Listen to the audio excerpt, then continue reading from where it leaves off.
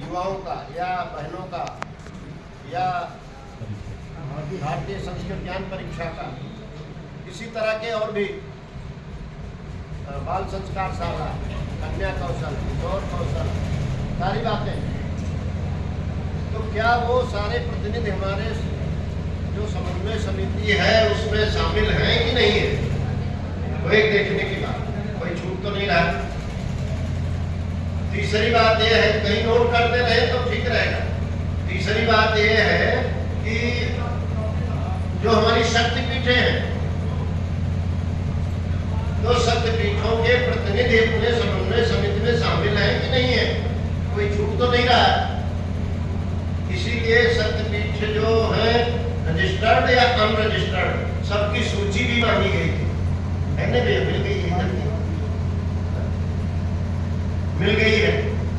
कुछ के ट्रस्ट होंगे और कुछ के ट्रस्ट नहीं होंगे। कुछ जो है भावना बस अपना कहीं पर प्रारंभ किए, काम कर रहे हैं, भावना सबकी अच्छी है, कुछ न कुछ काम कर रहे हैं, लेकिन अभी वो रजिस्टर्ड नहीं है। इसी तरह से प्रज्ञा मंडल, महिला मंडल, युवा मंडल, जितने पूर्व में रजिस्टर्ड थे, सबकी सूची जिला समन्वयकों को दे दी गई थी। मिल गई है कि नहीं? मिली है ना? अब उसके अलावा अच्छा, जो पहले से रजिस्टर्ड है उसमें भी देखना है कि बाद में देख लीजिएगा कि सक्रिय है कि निष्क्रिय है। लेकिन तमाम ऐसी शाखाएं होंगी जो भी पंजीकृत ही नहीं है। जैसे मेरठ, तो मेरठ में कुल कितना है भैया? मेरठ का 6 शक्तिपीठ हैं और सब ट्रस्ट से संचालित है। 5 है, 5 भाई साहब को मालूम होगा सारण में।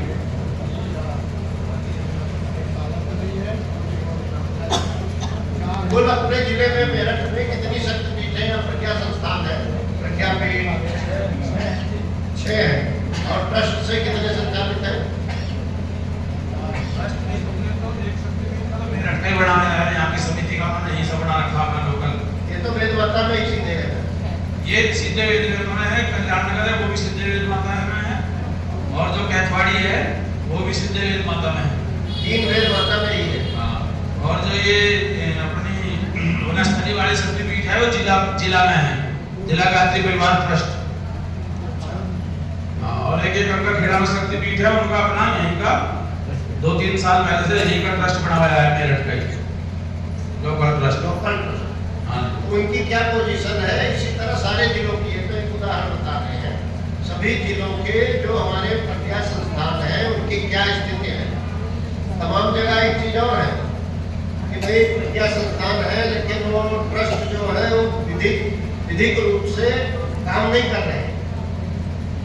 भाई उनका पैन नंबर होना, बैंक अकाउंट होना, ITR हर साल सही भरा जाना, उनको जो भी एलटीडी किन में है किन में नहीं है, जो जमीन है, तो जमीन जो है वो रेवेन्यू में और मतलब तहसील में उस ट्रस्ट के नाम आई है कि नहीं आई है। इस तरह की तमाम बाधाएं भी है।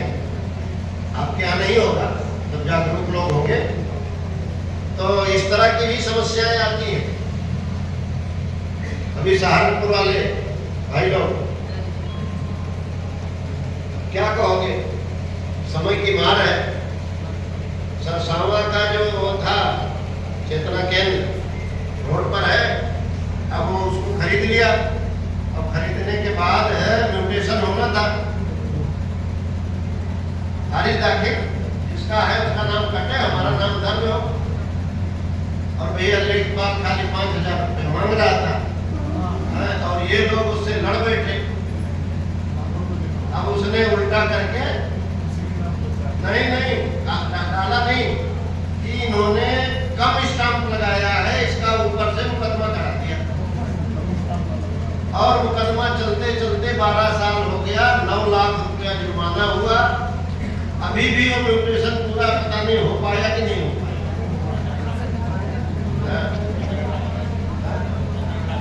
भाई साहब कह रहे 15 लाख तक जाएगा। अरे तो कहीं कहीं थोड़ा सुविधा शुल्क भी देना पड़ता है। अब उसमें हम लड़ गए तो पता चला यार और झंझट आ गया। ये मत मान लेना कि उत्तर प्रदेश से पूरा भ्रष्टाचार दूर हो गया। अभी पूरा नीचे नीचे वैसे ही है। आपका कोई काम अटके और किसी क्लर्क के पास जाकर के तो देखो, है कि नहीं? तो बड़ी बुद्धिमानी से हमको अपने ट्रस्ट के काम को पूरा करते रहना है। तो ये तो ट्रस्ट की बात हो। दूसरा प्रज्ञा मतलब मंडलों की बात।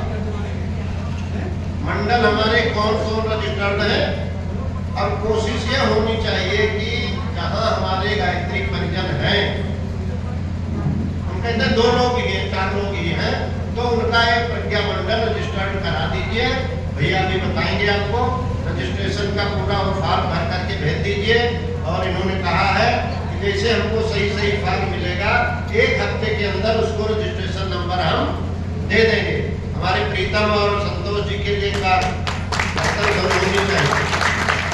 रात दिन एक करके ये लोग लगे हुए, हर काम आपका बहुत विधिवत हो रहा है। कहीं कुछ कमी है तो उसको हमने आदरणीय भैया के सामने रखा है कि जो ट्रस्ट रजिस्टर्ड नहीं है, उनका कोई लेखा जोखा कहीं नहीं मिलता है, तो उसको भी तो आदरणीय भैया ने कहा है कि नहीं, उनको एक प्रोविजनल ब्रांच के रूप में, प्रोविजनल ब्रांच इस रूप में ERP में रजिस्टर्ड करवाया जाएगा। इसीलिए पूछ रहे हैं कि कौन रजिस्टर्ड है कौन नहीं है। तमाम ऐसे हमारे अमेठी जिले के बता रहे हैं 5 जो है वो ट्रस्ट से चल रहे हैं और टोटल 14 है। तो छोटी छोटी प्रज्ञापीठ है, लेकिन सब अच्छा काम कर रहे हैं। तो उनका भी तो कहीं जब हमारा प्रज्ञा मंडल रजिस्टर्ड है तो प्रज्ञापीठ या चरणपीठ या गायत्री ज्ञान मंदिर वो क्यों नहीं रजिस्टर्ड होना चाहिए? तो उसकी भी प्रक्रिया चल रही है, ठीक है ना? तो निवेदन आपका दायित्व यह है कि गांव में या न्याय पंचायत स्तर पर और उसके बाद फिर ब्लॉक में समन्वय समितियां बननी चाहिए।